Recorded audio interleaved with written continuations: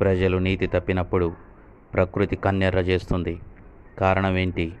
అవి ఎవరికి లోబడుతున్నాయి? అగ్ని, వడగండ్లు, హిమము, ఆవిరి. ఆయన ఆజ్ఞ నెరవేర్చు తుఫాను. పర్వతములారా, సమస్త గుట్టలారా, ఏదియు ఆయన మాటను అతిక్రమించదు. దేవుడు కోపింపగా భూమి కంపించి అదిరెను, పర్వతముల పునాదులు వణికెను.